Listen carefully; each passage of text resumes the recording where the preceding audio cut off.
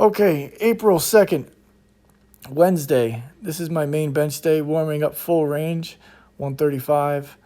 The previous sets before that were the bar, then 95 pounds, and probably did, I think I did a couple sets with the bar. This is my partial range day. I alternate between partial range and full range bench. If you've been watching for a while, you kind of get the gist there. This was 205, and I work up to a top set. I don't do multiple top sets. I've never did. I never found the point in it. It just, you're always going to be fatigued at that point. So this was a post-injury PR with 245. It didn't move as fast as I wanted it to, but I can't put that effort and that pop into the actual bottom like I used to. I don't have that power that I used to, explosiveness, and I relied on that momentum. So learning to lift a little different. But with the speed bench day right here, I'm getting that speed back. As you can see, I'm a lot more powerful off the bottom. And I also learned that doing touch and go bothers my shoulder, and then just giving a slight pause at the bottom doesn't. And I can really get the focus of the day, which is speed and extra volume, in without irritating my shoulder. And you can probably see that on some of these that are touch and go, or at least one of the videos. Yeah, that one. You can see I'm almost hesitant at the bottom. So these are, after that I did some push-ups, and I made sure I extended all the way. And because of that, they ended up turning into almost plyo push-ups unintentionally. You can see my palms actually coming off the ground. Didn't really want them to be plyo push-ups, but they just ended up being that. That's okay as long as my hands didn't come completely off the ground.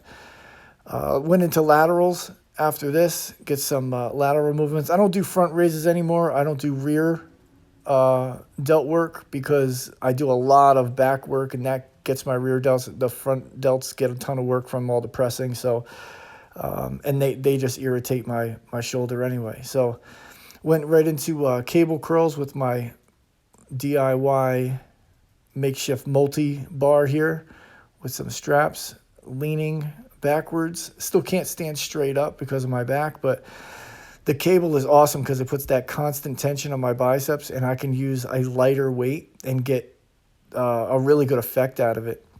After that, I did a circuit with scarecrows with the straps to really work external rotation in this plane. And these probably been a mainstay in my training for about a year now. And they really helped strengthen up my entire shoulder girdle here. After that, I went right into external rotations with the band. And these were 5 reps for 5-second holds. I like these because the holds really force your body, force your shoulder to create stability.